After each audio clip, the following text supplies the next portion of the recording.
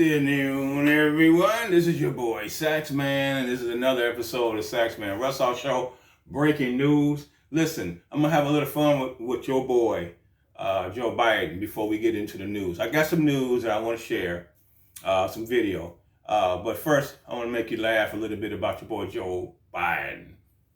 Stay tuned. Ready, kids? I can't hear you. Oh, who lives in a swamp right under the sea? Who sniffs your iPad and won't let her flee? Who touches your mom and croaks all the kids? Be sure not to tell your dad what I did. Horny, Biden, grab it. Biden, grab it. Biden, grab it. Biden, grab it. People in the world, those who enjoy mandatory corporate diversity seminars and those who don't. If you find yourself in the former category, you must have loved last night's Democratic convention. The preachy self-righteousness, the condescension, the shameless lying, the strange mixture of guilt and aggression. It probably all felt refreshingly familiar to you. For everyone else, though, it was a massive turnoff. The whole thing seemed like the weirdest infomercial ever made. At one point, they dragged out grouchy old John Kasich, a man with the charm of a high school science teacher, to try to sell you things. No thanks. Who would buy that? If the DNC was in direct marketing, they would be bankrupt by now. But the weirdest moment by far of the night was Andrew Cuomo's speech. Cuomo was the brother of CNN's weightlifting correspondent. He's also the sitting governor of New York, which is the second biggest Democratic state. His father famously gave the DNC keynote back in 1984. So there was never any question that Andrew Cuomo was going to speak at this year's convention. What we did not expect in a million years was Andrew Cuomo to talk about the coronavirus. You'd think that would be the last thing, the very last thing Cuomo would want to talk about, that and the fact that his top aide is now doing 6 years in prison for bribery. But coronavirus especially. Whatever you think of Andrew Cuomo, and he's a good talker, you can't say he's done a good job with the pandemic. Citizens of New York State have been 4 times as likely to die as other Americans from the coronavirus. And there's a reason for that. Andrew Cuomo forced corona-infected patients into nursing homes.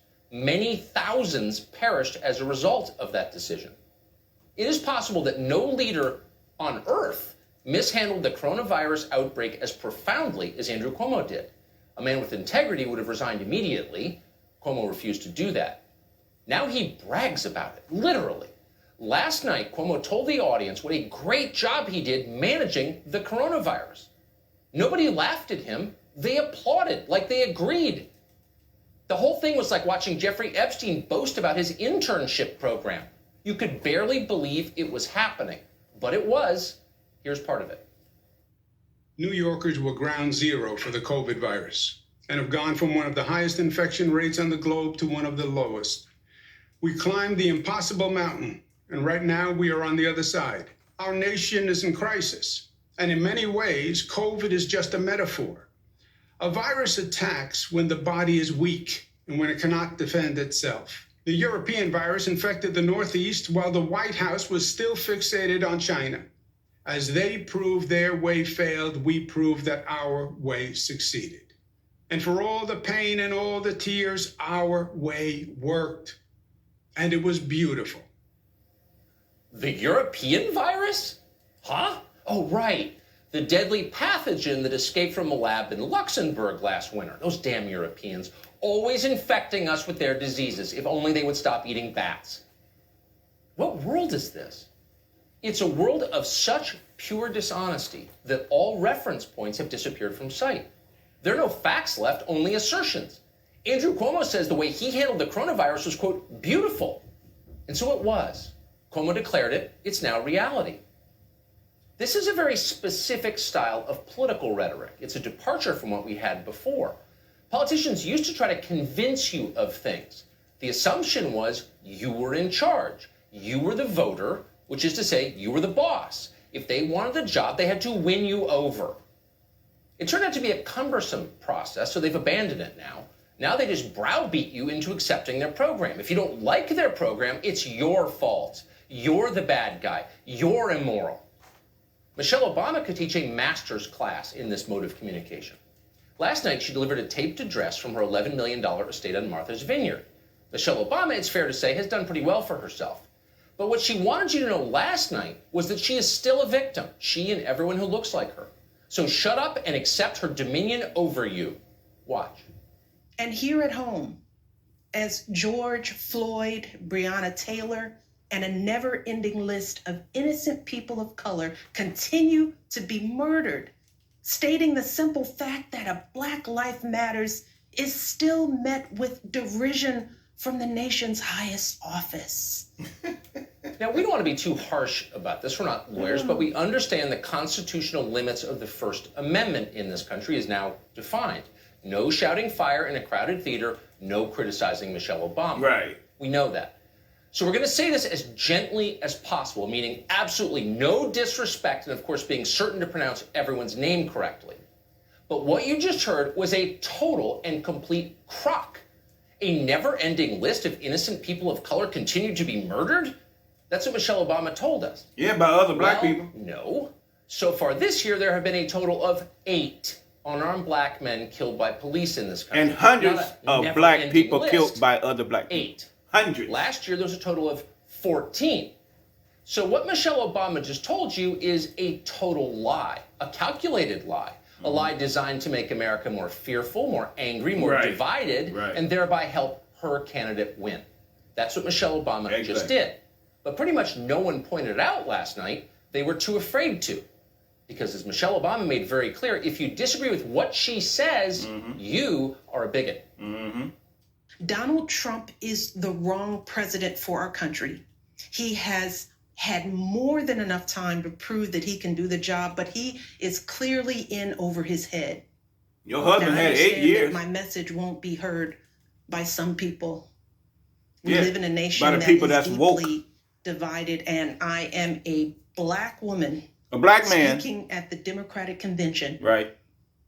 But enough of you know me by now. Yeah, we do. You know that I tell you exactly what I'm feeling. Yeah. You know You're I feeling hate your balls politics, between your legs for the first but time. you also know that I care about this nation. Yeah. Sure you do. I understand that my message won't be heard by some people, Michelle Obama declared.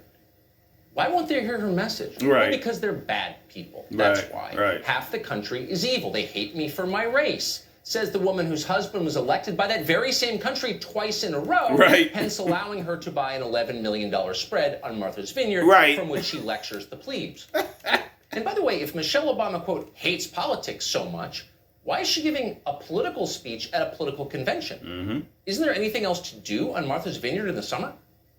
You'd think someone on television might have asked that. It's a pretty obvious question. But no. Nope. Michelle Obama was talking, so they were too thrilled to think clearly. Right.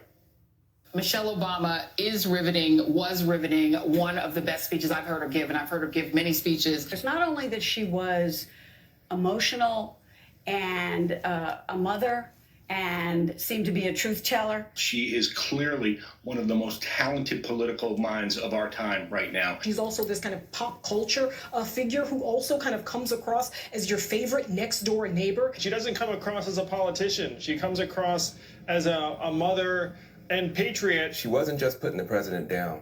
She was trying to pick the country up. It was all tied together in a beautiful bow by Michelle Obama. She delivered epic shade. As Nicole just said, it was epic shade, but it was elegant shade. I mean, this extraordinary speech. I mean, she's beautiful. A mother, a patriot, a truth teller, beautiful. Adjective after adjective piling up like tailings outside of mine. It was sad to see someone like Andrew Yang trapped on one of those all-moron. You can see the Adam's apple work on her neck. Yang is actually a very smart guy and a good guy. His friends must be embarrassed for him. The rest of them, though, really mean it. You probably still think of the left as secular, but not anymore. They are fervent religious fanatics. Michelle Obama is their L. Ron Hubbard. Everything she does is good by definition. She's the most beautiful, the smartest, the wisest. If Michelle Obama played golf, she would shoot an 18 every time. In the words of Van Jones, her speech last night was extraordinary. Even though, as you know if you saw it, it was exactly the opposite of that. The speech was ordinary. It It was totally pedestrian, like almost everything Michelle Obama says. But you can't admit that. You've got to pretend that she's Aristotle. That's the law. Mm-hmm. What was legitimately extraordinary last night was the entertainment the DNC provided.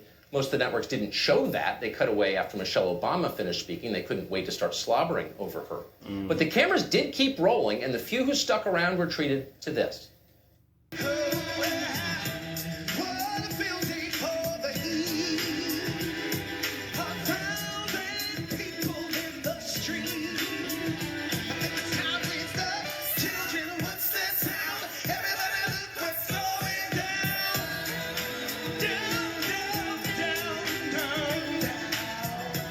Another gay performer for What the the hell was that? gay president's wife. And how is it going to improve my life? You may have wondered that if you saw it, but the DNC gave you no hint because improving your life isn't the point. It never is. Right. The point of that performance was the BLM signs in the background. They were there to remind you that you have done something very wrong and have no right to resist. Be quiet and accept what we give you. You have no choice. You're guilty. Washington, D.C. Mayor Muriel Bowser arrived to underscore that point. Bowser City is falling apart right now, literally. Been there? For centuries, Washington, D.C. was a beautiful place. You may remember it from your 6th grade trip there. Parks and trees and open spaces, low buildings, a city the country was proud of. Now its open spaces are lined with tents, and inside them drug-addicted vagrants live, and they emerge periodically to scare and harass visitors and local residents, including in hotel lobbies. It's out of control. Under the leadership of Muriel Bowser, people who pay taxes in Washington are fleeing the city in huge numbers. But that's okay with the Democratic National Committee because Muriel Bowser is on their team. She may have wrecked our nation's capital, a city she did not build, but she got the politics right, and that's all that matters. So I created Black Lives Matter Plaza right behind me as a place where we could come together to say enough. Because we can't just paint those words behind me. We can't just say those words. We have to live those words. Yeah, she's living those words. Meanwhile, your unemployment benefits expire. The restaurant you work at has disappeared forever. Right. At least you can go to sleep in your car knowing that far away in a city run by corrupt bureaucrats, a street now has a fashionable political slogan painted across it. Go ahead, Tucker. That is the message, not just of Muriel Bowser, but of the Democratic Party. They're going with it. That's what they're running on. And that message was consistent throughout last night. At one point, Bernie Sanders arrived to remind you that the one thing you really care about, way more than your kids going back to school or going broke, is getting rid of cash bail for accused criminals. That's what's important. Right. To help reform our broken criminal justice system, Joe will end private prisons and detention centers, cash bail, and the school-to-prison pipeline. Cash bail. And to heal the soul of our nation, Joe Biden will end the hate and division Trump has created. Oh, my God. How out of touch would you have to be? How many years would you have to have spent in the United States Senate to believe that ending cash bail would, quote, heal the soul of our nation? Right. That's not a real position that an actual human being would take or say out loud. Democrats but that's fine would. for Bernie Sanders because it turns out he doesn't take real positions anyway. Here he is on CNN over the weekend. He was asked about how he feels about a Wall Street favorite, Kamala Harris, being effectively the next president under Joe Biden. Here's how he responded. This Wall Street Journal headline says, as Kamala Harris joins Biden ticket, Wall Street sighs in relief. If Wall Street breathes a sigh of relief with Kamala Harris being named to the ticket, what does Bernie Sanders do? Well, Bernie Sanders does everything that he can to defeat Donald Trump, who is undermining American democracy. Donald Trump was lied to the American people repeatedly on every issue. So what Bernie Sanders is going to do is do everything that I can to defeat Donald Trump, to elect Joe Biden. It's just an amazing exchange that lays bare what's really going on. Bernie Sanders, who at the very least you thought was sincere, Bernie Sanders, who spent his entire career attacking Wall Street, is asked a really simple question. How do you feel about a craven, soulless puppet of Wall Street potentially running the country in like 3 months? He can't answer the question. This is the Democratic Party in 2020. They don't believe anything, not one thing, and they're not embarrassed about it. Tonight at the convention, for example, they're featuring a major address by Bill Clinton, and they're doing it on the very same day that a new picture emerged showing Bill Clinton getting a massage from a victim of Jeffrey Epstein's. But pay no attention to that because Amy Klobuchar is here with some stale jokes, so be sure to tip your waitresses. Sorry, your servers. You know, the president may hate the post office, but he's still going to have to send them a change of address card come January. Feel your soul being crushed yet? Have you watched long enough? It's like the final scene in Das Boot. The walls are caving inward. You're covered in sweat. You feel like a trapped animal desperate to escape. But there is nowhere to go. The mandatory corporate diversity seminar has just begun. Accused of hypocrisy for protecting themselves but not their constituents. Protesters are banned on the block where Chicago Mayor Lori Lightfoot lives, while the city sees a spike in shootings and murders. Lightfoot defended the move. Take a look. This is a different time like no other. And I'm not going to make any excuses for the fact that given the threats that I have personally received, given the threats to my home and my family, I'm going to do everything I can to make sure that they are protected. And I make no apologies whatsoever for that. Greg, you are high profile and have no doubt received threats in the past. Is there a Fort Gutfeld in the campground where you live? All those threats come from Juan, though, and I know where he lives. So this is the pure hypocrisy of many in the left, in which they deny the existence of crime and mob violence as long as it's not in their leafy suburb. Well, it came to her leafy suburb, and now she thinks that she gets special protection because, yeah, she's a public figure. But my neighborhood got ravaged. I know it's an old story, but I always have to bring this up because it's very important. My neighborhood got ravaged, and half of it is still boarded up because of the looting. The shootings have obviously doubled in New York City. I wonder, has de Blasio adjusted or rethought his criminal strategy? I don't think so. I think it's going to happen again. If Trump wins, is there going to be a police force out there that's going to be willing to keep people safe from the far left rioters? And what about the Floyd verdict, right? We don't know how that's going to go. And if it doesn't go the way that people want it to go, what's going to happen? More American chaos. And the media will pretend it doesn't happen because they're in charge of the race-baiting narrative. Juan, if the mayor of Chicago has a right to the safety and sanctity of her home, do her constituents also have that same right? Mm-hmm. I think we all do, right? I think that's the idea. And in Chicago, by the way, the law says that you are not allowed to have protests in residential neighborhoods. Now, Trey, I don't know if that's constitutional, but I think that's the line that they say they are upholding. I will say this, I live in D.C., as you know, and right now there's a fortress basically around the White House. You can't go in Lafayette Square. Why? Because they say it's for security reasons. They want to make sure there's no security issue. So this extends across the board. You see this in other cities in terms of mayors and city council members, but I think the whole point about hypocrisy is pretty weak here. The idea is that we all should feel secure in our home. Yeah. Martha, let me ask you, you're a straight shooter. Do you see any duplicity between the mayors not wanting even peaceful protests, but yet shops are being set on fire in the city?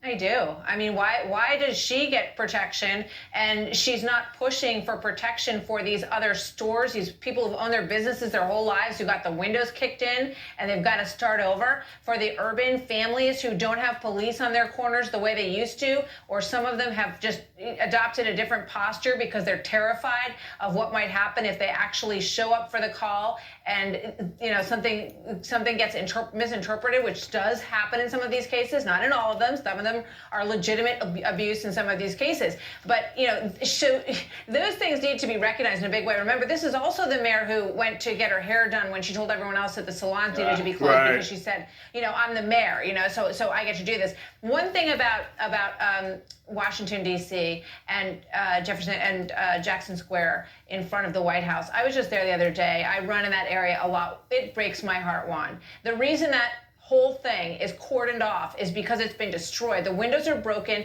Everything is boarded up. Graffiti is everywhere. They tried to pull the statue down in the middle of that beautiful historic place. So until we figure out a way to keep those areas safe, Those fences are going to stay up, and you're right, it's a crime. It breaks my heart to see Lafayette Square Park. It really, really does. Jesse, I'll give you the last quick word. He's got a bunker too. Nice try, Juan. Jesse, last quick word. Yeah, because if one of those radical Antifa Black Lives Matter ever got a hold of Trump, he'd be dead. That's why he's secure, Juan. I understand the hypocrisy. If you're a suburban couple wearing a pink polo shirt, you're not allowed to secure your property. But if you're a Democratic mayor in Chicago, you're allowed. And the other hypocrisy is this. Chicago has tried to prohibit you from owning a handgun. They're trying to prohibit you from owning an AR-15. They don't protect businesses big and small. And they don't prosecute the looters and the rioters and people that attack police officers. That is the hypocrisy. Right. Absolutely. Whole thing that I've been seeing on social media about everybody just got stuff to say and getting butthurt about everything made me realize something. Man, y'all soft, bruh. Y'all really soft. I grew up in the 90s. So y'all think all this stuff that y'all saying about cops and about black folks that's gonna do something to me? Bro, me and my cousins used to wake up every morning just trying to figure out stuff we could say to each other to make each other cry. And we used to fight and then go eat dinner. So you think so? I ain't even gonna block you. I'm gonna give you the opportunity to try to come up with something better. Because quite frankly, some of them be funny. I done got some comments saying, oh, whitewash. Bro, shut up. You can't even whitewash your underwear. So take your Fortnite playing, broken Xbox controller, 2 views on TikTok, no video posting, 9 driving, Rocket League playing, Minecraft house building, down somewhere. Nah, I'm just joking. Hey, freedom of speech, right? Right. Hey, I'm all for it. Don't worry, I ain't mad at you. I'm about to just start praying for you. God bless you. This video was just me playing around, y'all. Well, I hope you enjoyed the show as much as I have. A lot of funny stuff there, but a lot of true stuff too as well. You gotta really pay attention to the truth. A lot of times they have just put up whatever rhetoric they want to put up, and it's BS, and they won't say it's BS. So people like myself, Tucker, and other people, I can name a bunch of people, see through it and put up the truth, and would bring it up and even use their words and their videos to show the hypocrisy that they talk about that they don't want nobody to know about. It's just ridiculous. I'm telling you, it's ridiculous. So once again, I say, support Saxman, support the Saxman Russaw Show. Go on YouTube, subscribe to my channel, hit the bell for notification, view my videos, like my videos, whether you like them, thumbs up or thumbs down, whatever, how you gonna do it. But this is what I'm doing now. I'll be doing parodies somewhere down the line once I get some more equipment together. But I just wanted to share this with you. I'll be putting up another video very soon. This has been your boy Saxman. I love you guys. Please support me.